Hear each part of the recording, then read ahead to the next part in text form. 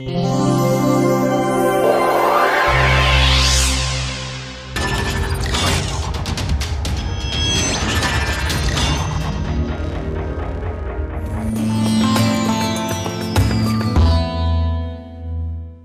back. We will continue our discussion of multi-phase modeling of sprays.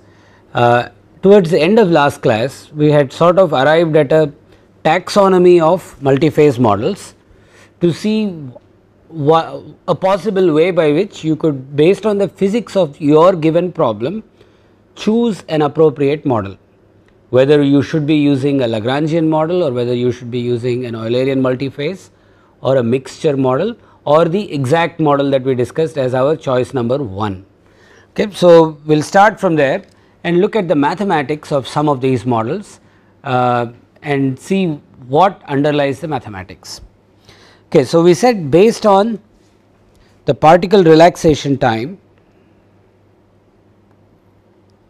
and the mean free path, these are the two parameters we defined based on which you could choose between the different models, and in the gray area of course you have to, there is some room for engineering judgment. Apart from that, of course, we said the exact model would be applicable in all these situations. So, let us look at the governing equations for the mixture model. If you recall, the mixture model is essentially a single phased version of a multi-phase model. That is, in reality we have drops laden in air, that is our spray, but we believe due to certain physical laws that the spray seems to obey, that we are able to make a simplification and look at a third equivalent fluid which is a mixture, and we will only write our balance laws for the mixture. We are not at this level going to be concerned about individual droplets or air as being separate. We are only going to write a balance law for the mixture. So, the first balance law is the conservation of mass.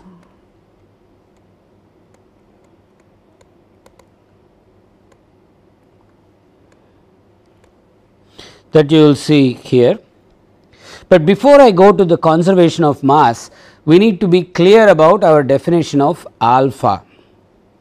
Alpha is called the volume fraction, and this is the fraction of a given space, a given infinitesimal spatial region that is occupied by either phase 1 or by alpha I is the volume fraction of the ith phase in the mixture,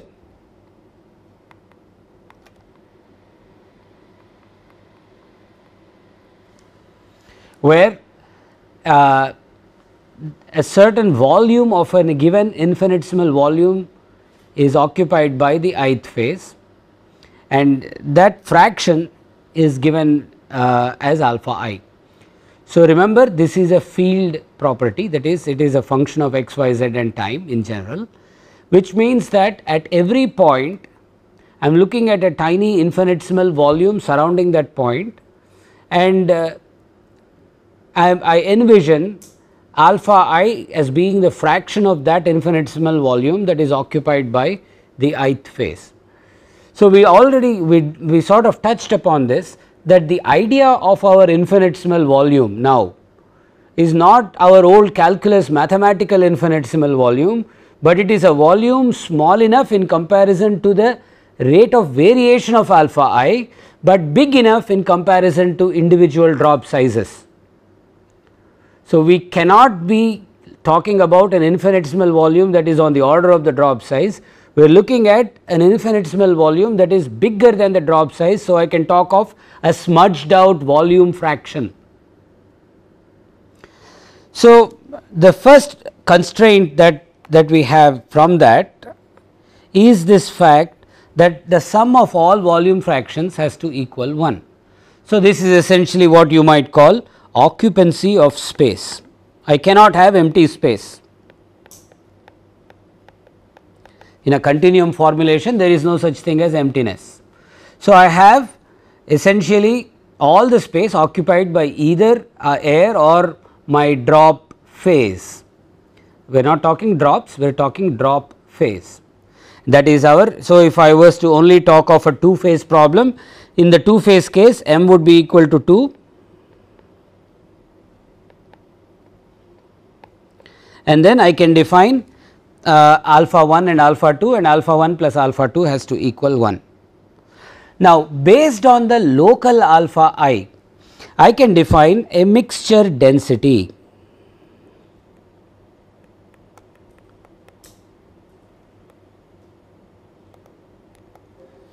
And alpha and rho I is what we will call the material density.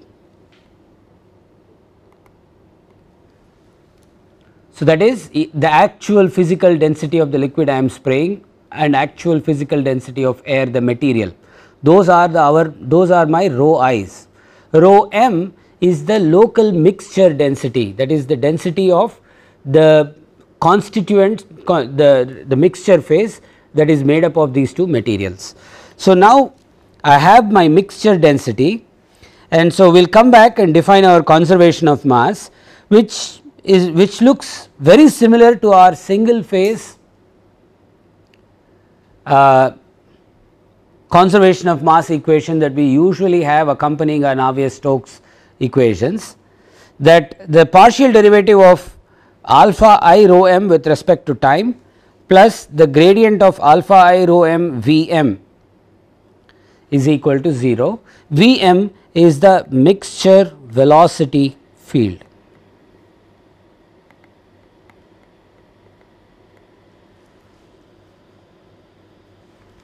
This mixture velocity field is basically based upon the idea that locally at that point both the air and the drop phase are moving with the same velocity V m. This is a velocity field of course. So, it could be a function in general of x, y, z and time, and alpha I rho m V m gradient of that quantity plus the rate of change with respect to time of alpha I rho m is equal to 0. Now, notice how I still have the subscript I, which means that this is an equation that we write for each of the two phases. So, alpha I rho m for each I you have a conservation of mass equation. So, just to be clear about that fact, I will say this is a conservation of mass equation for phase I. Now, if I take the simple two phase formulation and I take an equation just like this with I being equal to 0 and I being equal to 1 and I being equal to 2 and add them up, let us see what we find.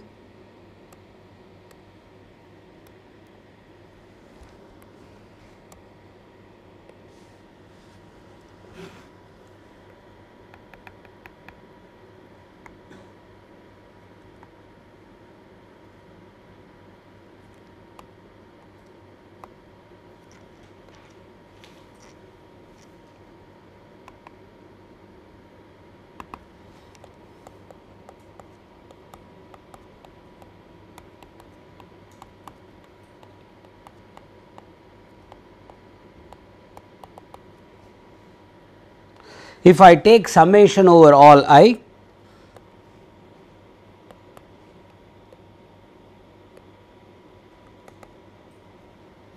what I find is that I have rho m summation alpha I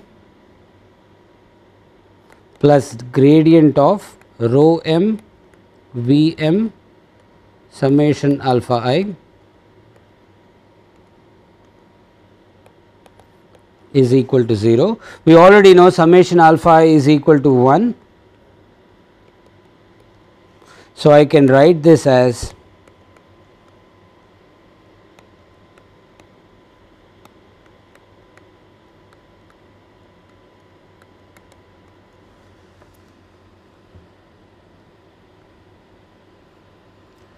gradient of the mixture density plus derivative of mixture density with respect to time plus the divergence of rho m v m is equal to 0.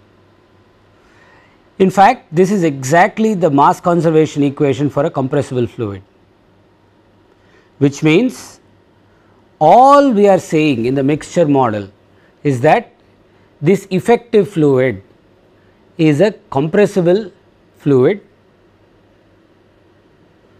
and the constituents of the compressible fluid are these alphas, and this rho m being equal to alpha I rho I summation is like my equation of state. Remember, we need an equation of state for a compressible fluid to close the set of equations. So, essentially this rho m being equal to summation alpha I rho I is like my equation of state. It is not yet completely formulated as the equation of state, because I need another property that says rho I itself is a constant. So, if I know that rho I itself is constant, so if I treat my air and my liquid as individually being incompressible in the material sense, rho m being equal to alpha 1 rho 1 plus alpha 2 rho 2 is an equation of state that relates the density of this mixture to a property, a field variable called alpha 1. Remember, I do really only alpha 1 is an independent variable, alpha 2 has to be 1 minus alpha 1 in the two phase description. So, rho m is equal to alpha 1, let us write this out and just be clear about it. So, rho m is equal to alpha 1 rho 1 plus 1 minus alpha 1 rho 2. If I let this be accompanied by rho 1 equal to constant and rho 2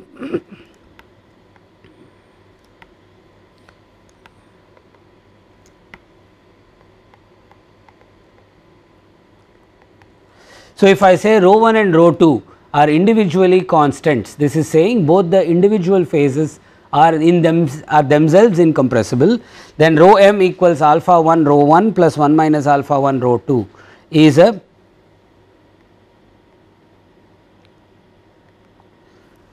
the mixture density, and this is essentially sufficient to be called an equation of state, because I am relating the mixture density to a field property called alpha. Okay. And I have an evolution. So, in as far as this mixture conservation equation is concerned, this mixture conservation equation is the compressible the mixture is a compressible fluid, and this is a conservation equation for that compressible fluid. The property of that mixture is related to another field variable called alpha 1, for which this is my transport equation, this is my conservation equation for that alpha 1. Okay. So, this is now as far as conservation of mass is concerned, we have defined what the fluid is looking like. Now, in the momentum sense, this is essentially my conservation of momentum equation.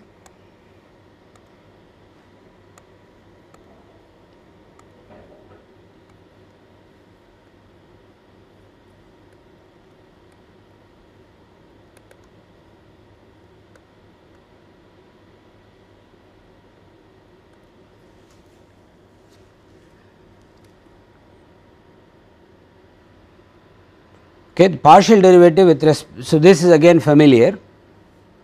There is two parts to this. I have now a mixture pressure and a mixture stress field, shear stress field. These have to be related to my field properties. So, the pressure, let us just quickly think of what this pressure is. This is the pressure in the mixture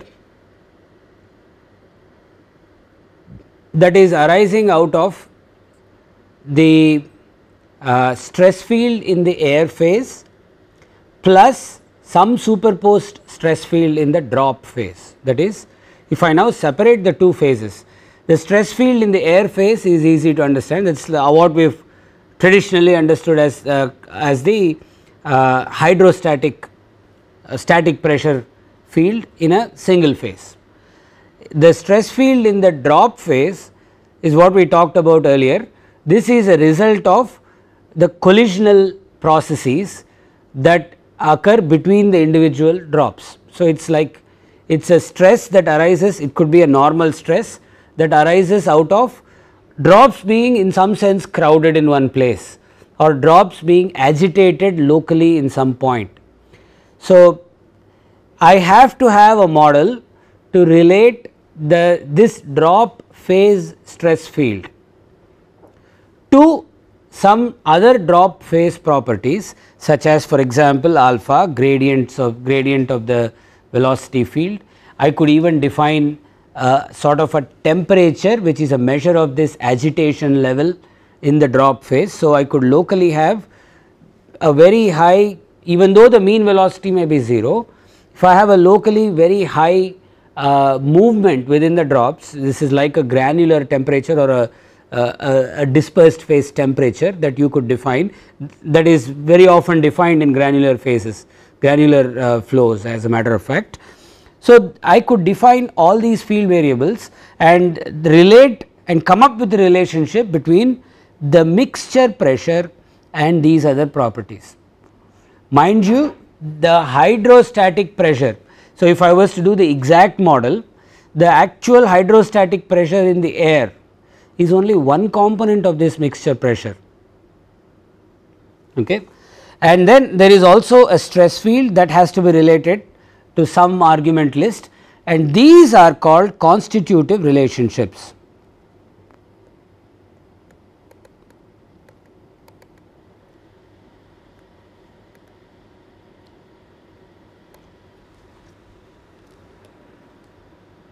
So, these relate, you will recognize the mixture shear stress being related to the gradient of the velocity field is like our Newtonian viscosity model.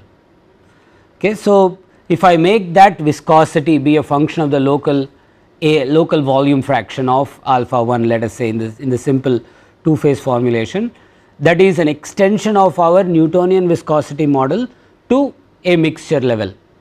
Okay. Now, these constitutive relationships are required before I can close the set of equations, because if you look at just these, I have two equations in two unknowns.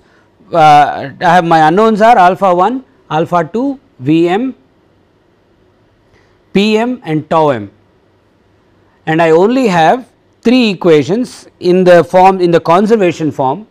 These are my as conservation equations, these are my conservation of mass for phase alpha, phase 1, phase 2, and the conservation of momentum for the whole mixture. If you look at the mixture conservation of momentum equation, that does not have any subscript I.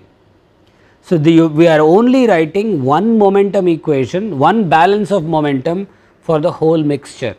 So, we have to have two more relationships which are my constitutive relationships to complete the to close the set of equations and have Pm related to some other fields alpha I, gradient of Vm, etc.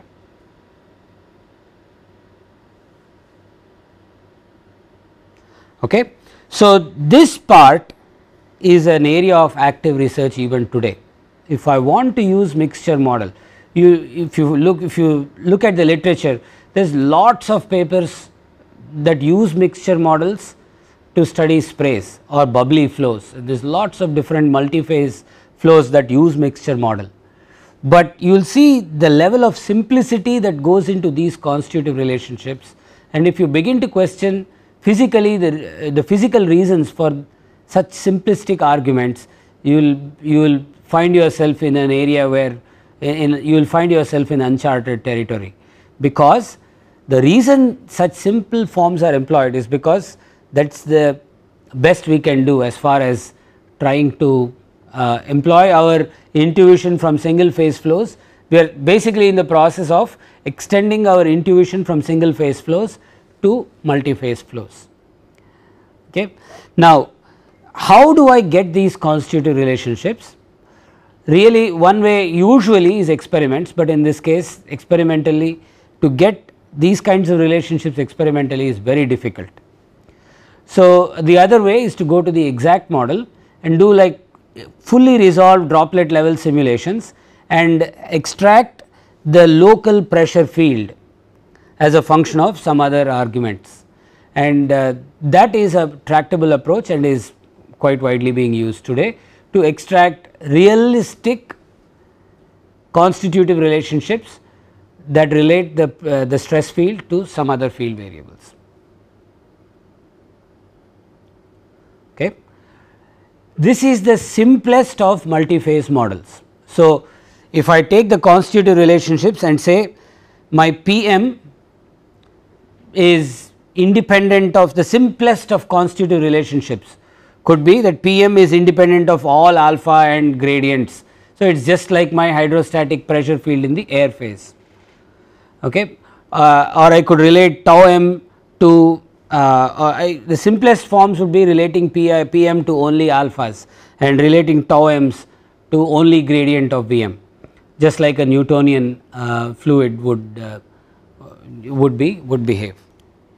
Okay. So, let us move on and we will look at the next level of complexity, which is my Eulerian multi-phase models.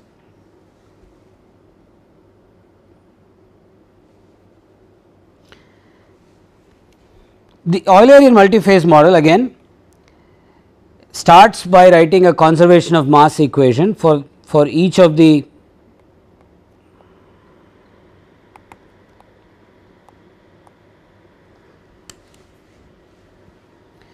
So, this is for the I equal to 0 phase. There is a particular reason I have written this in this form, but really it does not matter. I could have let this I go from 0 to m and it would not make any difference.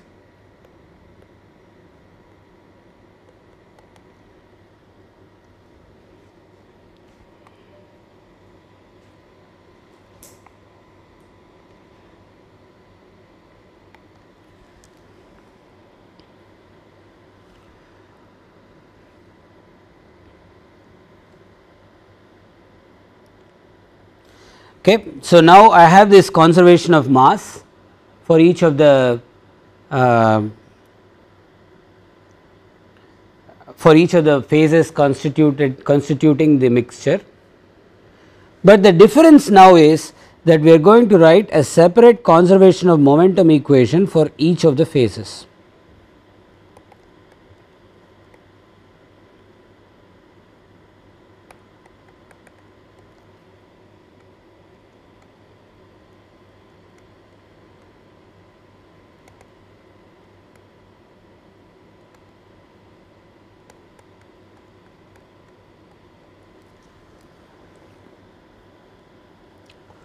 What have we done in this process? Let us look at our list of dependent variables.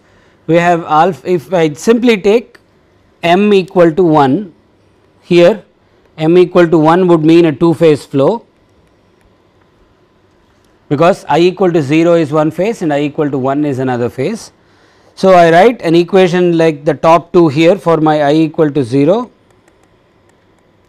and an equation like this for I equal to 1. And I have alpha 0 is one of my unknowns, rho 0 is just the material density of the fluid, V 0 is a velocity field that is unknown for the phase 0. Likewise, I have alpha 1 V 1, I have P 0 P 1, tau 0 tau 1, these are my unknowns. I can come up with a relationship, or we will have to come up with a relationship between P 0 tau 0 and alpha 1 alpha 0, the gradients of the velocities, that is what we called our constitutive relationship. We also know that alpha 0 plus alpha 1 has to equal 1, that is our occupancy of space relationship. Now, in addition, so we have essentially created, as opposed to the mixture model, we now have one more new velocity field here, which is my V 1, which is nu. So, we have in 3 dimensions, we have 3 velocity components and alpha for each of the 2 phases. So, this is I have 8 unknowns at every point in space apart from the 2 pressures So, once I relate the pressures to some other field variables, I have 2 pressures, 6 velocity components in all and 2 volume fractions. That is my complete list of unknown variables, as opposed to the mixture formulation where we had 2 volume fractions, 3 velocity components and 1 pressure. So, we have essentially added 4 more unknowns to the list.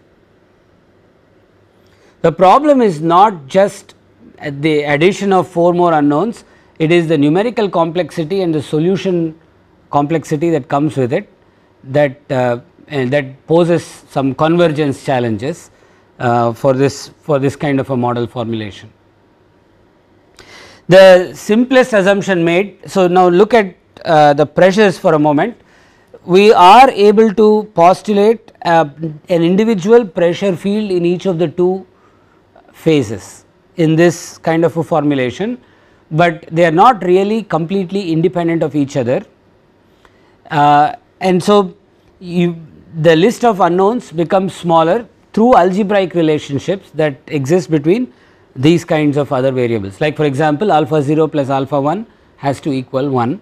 So, through relationships between these individual field variables, the total number of independent unknowns comes down slightly, but we have not yet touched upon this term here that did not exist in the previous formulation. So, now that I have 2 phases, let us just take I equal to 0 and I equal to 1, and the 2 phases are moving with different velocities, they become sources and sinks of momentum to each other. So, I can have interphase momentum transfer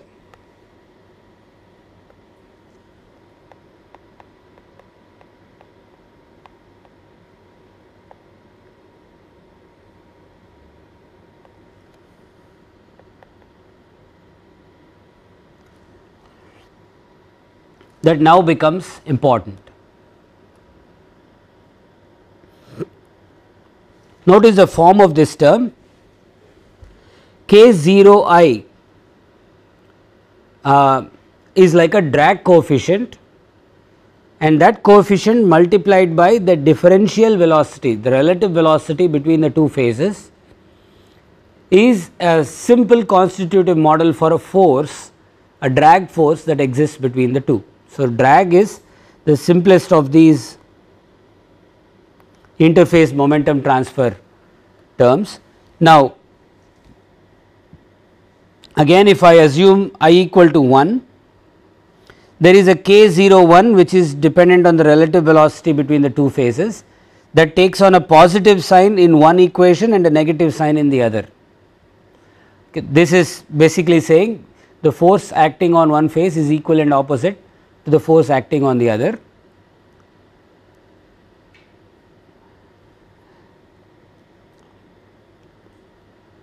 And if I take all the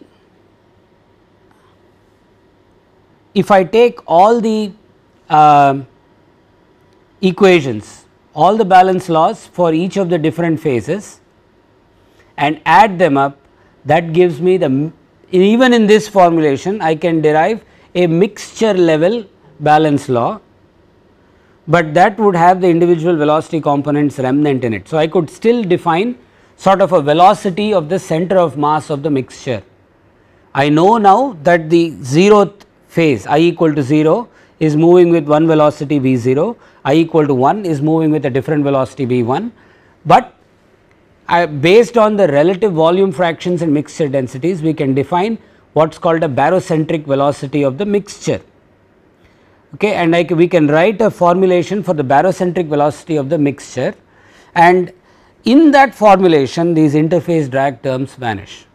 the interface drag cannot affect the barocentric velocity of the mixture, because it is a force internal to the whole mixture, but it does affect the individual phasic movement, velocity fields in the individual phases. So, let us for a moment look at this shear stress terms tau 0 and tau I specifically. What is tau I? Tau I is basically the shear stress field that exists in the drop phase. So, if I take a collection of drops with no air in between, if I try to put a hook on one of the drops and drag it, does this drag other drops with it? That is the basic definition of shearing, right. So, if I pull one drop with me, or a small group of drops, what does it do to the other drops? If there is no effect on the other drops, that means the effective viscosity of this collection of drops is 0. There is no shear stress that can be sustained in this mix, in that collection of drops. So, if I now take this collection of, how do I now find the viscosity of this collection of drops? One would have to do, or the effective viscosity of this collection of drops, one would have to do fully resolved simulations to look at the effect of collisions between drops, which is basically responsible for this effective viscosity, and derive from sort of an inverse from a regression these kinds of constitutive relationships. Okay, and this is, like I said, an active area of research in itself that would be worth pursuing to complete, to bring these model formulations up to some level of applicability where they are more realistic for dense sprays. So, why do I say dense sprays? If I look at rarefied sprays and do this same thought experiment of putting a hook on a small group of drops and dragging them, because they are a very high Knudsen number collection of drops, the effective viscosity of something like that would be basically 0. Whereas, if you are in the dense spray region where collisions are more frequent, then if I try to do this thought experiment in the dense spray region, you can imagine that the effective viscosity of this mixture would be non-zero. And so, this shear stress term sustains itself in the dense spray region, while it goes to nearly 0 in the rarefied region. Okay. I want to pause here for a moment and show you one possible way by which you could look at modeling. What use are these kinds of models in a real spray? What use are these Eulerian models in a real spray? So, one of the areas of applicability of these Eulerian multiphase models in sprays, especially when you have breakup and coalescence, is to look at population balance modeling. So, we will look at what population balance modeling is for a moment. Let us say I have a little box with lots of different drops. Okay. And just for the sake of convenience, I am going to divide these drops into different bins. So, I have let us say drops spanning from some d min to some d max. I am going to divide this into different bins. So, this is my ith bin, this is I plus 1th bin, this is I plus 2.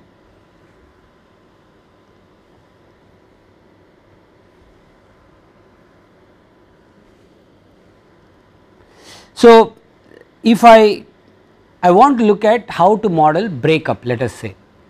So, initially all the drops are of this large size and there is some process that is causing these drops to break up. So, if I take the number of drops in the ith bin and write and that is some Ni, why would Ni change? Ni changes because of two reasons. because drops in the ith bin are breaking up. So, if gamma I, which is often called the breakage frequency, okay. So, if the ith drops are breaking up at, if the drops in the ith bin are breaking up at some rate. So, gamma I is a rate of breakup of drops, then gamma I times Ni with a negative sign is the rate of breakup of drops, and that is essentially with a negative sign taking drops out of the ith bin. The other possibility is that I have some drop in the I plus pth bin. Okay, breaking up and putting some mass, putting some number of drops in the ith bin. So, when a drop that is larger than the ith size class breaks up, it puts drops in the ith bin. So, I have some other jth size class breaking up at the same rate gamma j n j, and a fraction of that gamma j n j, which is given by this n I j, coming into the ith bin, and I could have this go over all the drops from I to m. Really speaking, it should be I plus 1. I cannot have the ith bin breaking up to give drops in the ith bin. So, at best I could have the I plus 1th bin breaking up to put drops in the ith bin, or I could have the I plus 2th bin breaking up putting drops in the ith bin, etc. So, this n I j is a fraction of drops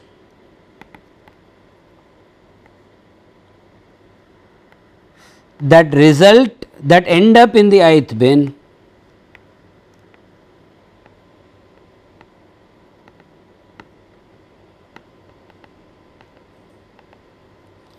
from a breakage event in the jth bin.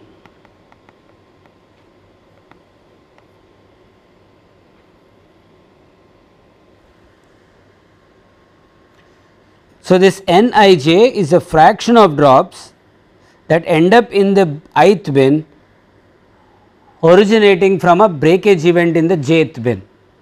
Some drop in the jth bin broke up, and it breaks up into lots of fragments. It could break up into 2 equal halves, it could break up into one big drop and one tiny fragment flying off, it could do lots of different things. And this breakup event now puts some fraction of those drops originating from the jth bin into the ith bin. Okay. So, this is a balance of the number of drops in the ith bin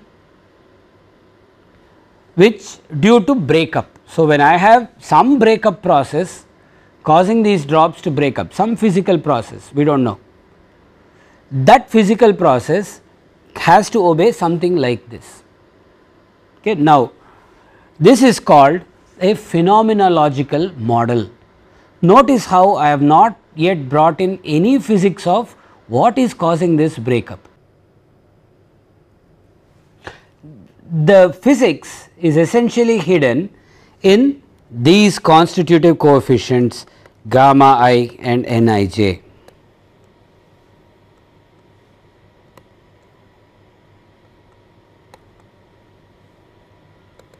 This is my opportunity to bring in the physics.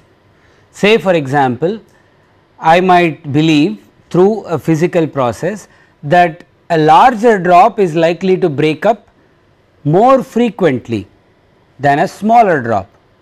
So, for example, if I believe that there is a smallest size drop that just does not break up, then I might say that gamma 1, which is the breakup frequency of the smallest size class, is 0. And I might write a relationship between gamma I and di, the size of the drop, or I might write a relationship between gamma I and some other property that is imparting this energy for breakup to the drops, and Nij is our phenomenology of how a given size of drops breaks up. So, if a drop breaks up, is it likely to break up into two equal halves, in which case my Nij, so if it is exactly breaking up into two equal halves, then say for example N24 would be 1 and all other Ni4 where I is not equal to 2 is 0.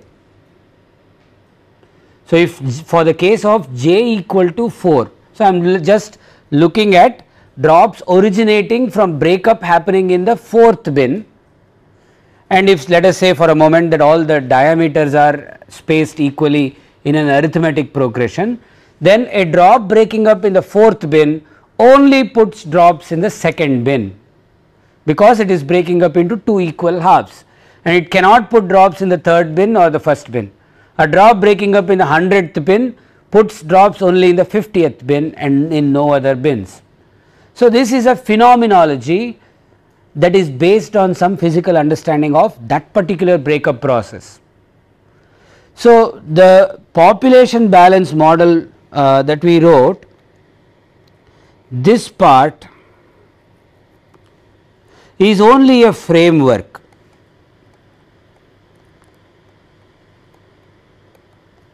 It is a phenomenological framework.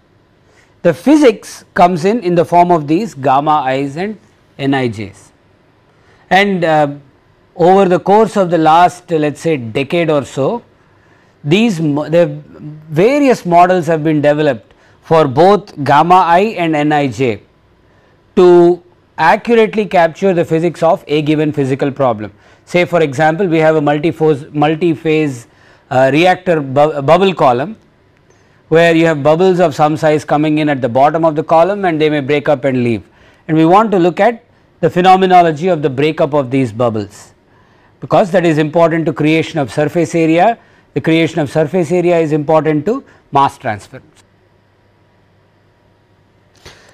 So, if I look at the mass transfer process, and if I want to model that mass transfer process, I need to model the evolution of the size distribution of let us say drops or bubbles or whatever the case may be. Okay, so, what we are going to do now is look at how we can take our regular Eulerian multiphase model governing equations and include these population balance terms. So, essentially we looked at drag as being the only coupling between these two. In fact, if I take a two phase formulation of this, there is only two coupling mechanisms between the individual phases as it is apparent in this case. One is through drag and the other is through occupancy of volume. So, alpha 0 plus alpha 1 has to equal 1. If I now look at what happens if I include population balance, I have these drag terms, but I also have additional coupling in the form of these population balance source terms. So, think of what this means. If I have the drops in a box, the left hand side of the drops in a box population balance was just dNi dt, okay, which is the rate of change of the number of drops in the ith bin as a function of time. When I now have a flow field superimposed over these drops, I have to write the material derivative of that flowing field. So, in the Eulerian formulation, where I have these drops coming into a control volume and leaving while these breakup processes are happening, the first thing that you see is that the left hand side is now of the form of the material derivative, where alpha I is the volume fraction of the ith phase. And if you look at what you see on the right hand side of these equations, you see this alpha I by xi, xi is essentially the size of drops in the ith bin. It is actually, let us be even more clear, it is not just any size, it is the actual volume of a drop in the ith bin. So, volume of a drop in the ith bin. So, alpha I is the total volume fraction, alpha I by xi gives me the number fraction of drops in a given at a given point that reside in the ith bin. So, you see that the rest of this equation looks very similar to the population balance form, except I have this gamma I Ni, what looks like Ni, and gamma j Nj times some Nij, which is a fraction of the drops that come over into the ith bin. And because I am looking at a multi-phase formulation where I say each of the size classes is also allowed to move with its own velocity field. If we go to that level of generalization of the flow field, then drops breaking up in one phase resulting in showing up in a smaller size class are also bringing in momentum with them, because total momentum over the entire mixture has to be conserved. The breakup of drops from a larger size class putting drops into a smaller size class is completely internal to the whole air plus drop mixture. So, whatever momentum exchange processes that happen are supposed to be equal and opposite. So, that is the reason for these two terms that you see in the red ellipses, where any momentum leaving the jth phase accompanying the mass transfer from the jth phase to the ith phase ends up in the ith phase. Likewise, any momentum leaving the ith phase due to breakup of drops in the ith phase leaves the ith phase.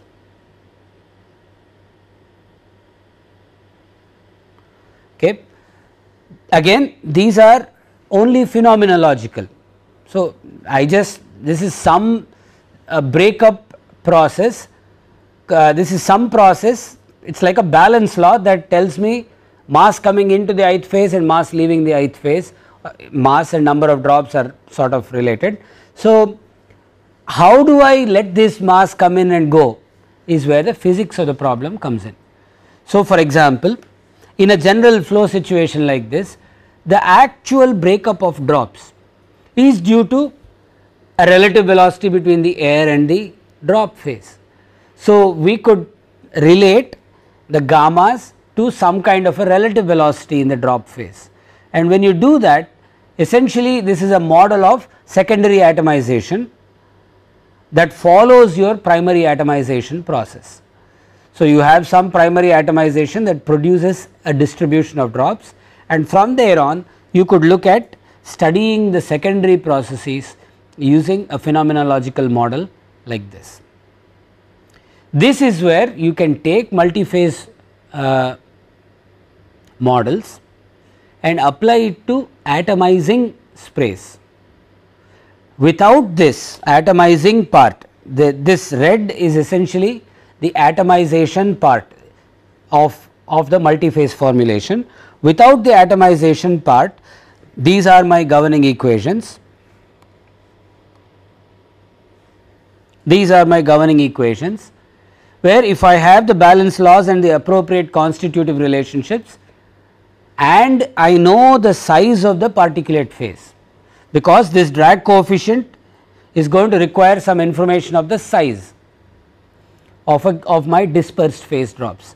So, if I know the size of the dispersed phase drops, I have this equations complete that I can look at transport of drops in the spray. I cannot include how the process of these drops breaking up without the help of something like a population balance model. This completes our discussion of multi-phase models and mixture model, Eulerian model, but I just want to leave you with a sort of a thought. We went through this process of asking ourselves some physics based questions and finding and arriving at a model choice that is appropriate. In reality though, most of our models are neither here nor there, or they involve both. So, I will just take a simple hourglass that is flowing sand. If you look at the Knudsen number, which is the distance travelled by a given particle between two collisions. If I look at the Knudsen number in this region versus the Knudsen number in this region, they are vastly different. This is a case where if you imagine these sand particles are all jiggling, and these jiggling sand particles are going to collide very frequently. So, this part is ripe for our kind of a continuum model. This part, after you have gone past the constriction, is essentially where individual particles are moving with no knowledge of their neighboring particles. They are all falling in the same gravitational field with about the same terminal velocity, if they have reached a terminal velocity. But the mean free path, which is the distance between collisions, has gone up significantly during this process. So, if I ask the question, what model is appropriate for this? This is actually a very close representation of our real spray. We have a very dense spray region where we require a continuum model, where we can, because of the frequency of collisions, you either require a model to handle the frequencies of collisions in the individual particle, in a discrete particle model, or you go to a continuum. And on the other count, when you have reached into the rarefied region, you require something that defaults to where individual particles are moving with no knowledge of other particles around. This is an area that is an active, this is an area that is research wise very active. To patch rarefied spray models like Lagrangian particle tracking is a very good choice for rarefied spray models, but you require some kind of an Eulerian model in the discrete, in the dense spray region. Patching these two together is what real life research these days looks like. Okay. We will continue our discussion in the next class.